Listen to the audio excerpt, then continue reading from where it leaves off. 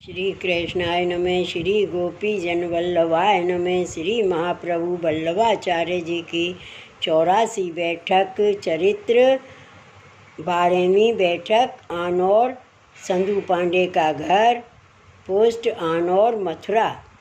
आनौर में संधू पांडे के घर में आप श्री आचार्य जी की बैठक है।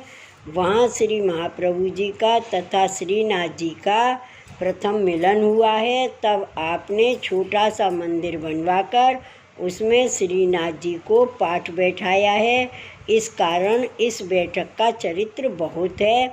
श्रीनाथ जी को आपने प्रकट किया है। यह सब निज वार्ता में प्रसिद्ध है, इसलिए यहाँ नहीं कहा है। इसके बाद आप 3 दिन तक श्री आचार्य जी महाप्रभु वहाँ विराजे और श्री भागवत का पारायण किया।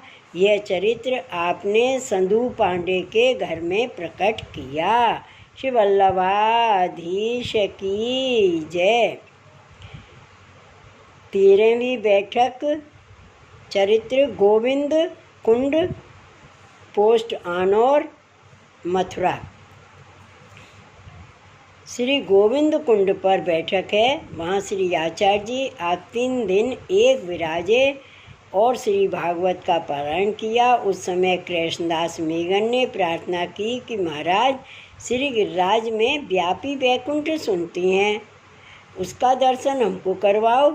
यह सुनकर श्री आचार्य जी चुप रहे। उसके बाद 2 घड़ी शेष रहीं। उस समय गोविंद कुंड के समीप श्री गिरिराज के ऊपर आप विराजे थे।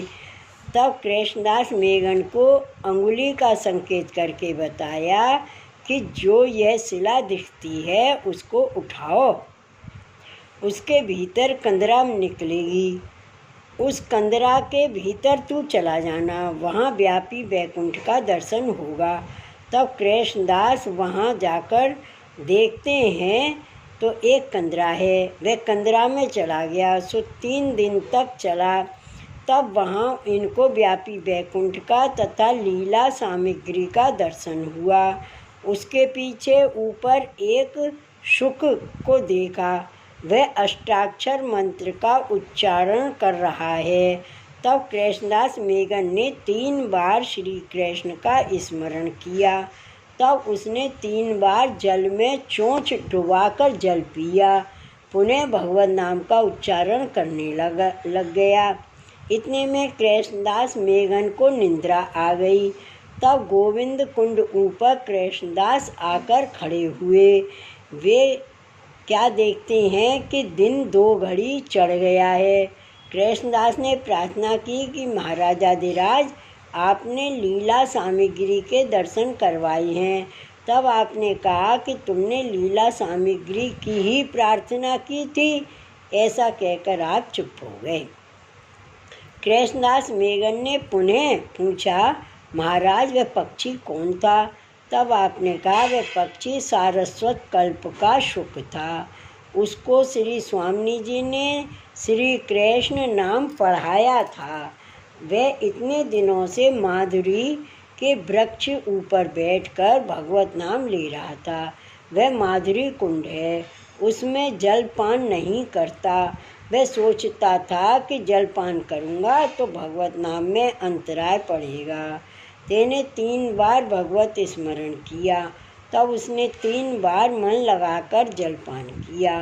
जीव की भगवान नाम में ऐसी आसक्ति होनी चाहिए। उसको श्री स्वामी जी का वरदान तथा कि जिस दिन श्री आचार्य जी महाप्रभु का सेवक आकर श्री कृष्ण स्मरण करेगा तब तेरा सुख स्वरूप छूटकर निज लीला में सहचरी होगा। इसलिए तेरे को वहाँ भेजा था।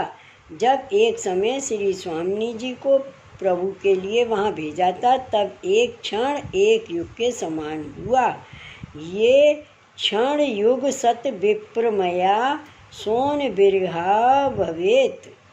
इस श्लोकार्थ में से कृष्ण प्रेमामृत ग्रंथ आप श्री आचार्य जी ने किया। उसमें से एक श्लोक है, एकदा कृष्ण बिरहात ध्यायन्ति प्रिय संगमम मनोबाष्य निराशाय जलपन्तीदम मुहुर्मुहुः। इस ग्रंथ में श्री कृष्ण के 116 नाम कहे हैं। उसको श्री स्वामी जी जब करती तभी प्रभु का समागम हुआ तथा संयोग रस की प्राप्ति हुई। तब प्रभु से पूछा कि इस ग्रंथ का दान किसको करूं? श्री ठाकुर जी ने आज्ञा की कि जो तुम्हारे बराबर हो उसको देना, जो मेरे समान होगा वही पढ़ेगा बाँचेगा। तब यह ग्रंथ श्री स्वामी जी ने गिरिराज पर लिखा था। वहाँ से यह ग्रंथ श्री आचार्य जी के हाथ आया।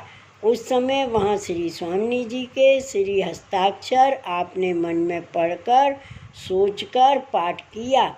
उस समय कृष्ण चैतन्य गौड़िया तथा केशव भट्ट काश्मीरी श्री आचार्य जी महाप्रभु के पास खड़े थे। उनसे ये श्री स्वामी जी के हस्ताक्षर नहीं पढ़े गए। तब उनको श्री आचार्य जी ने श्री स्वामी जी के श्री हस्ताक्षर पढ़कर सुनाए।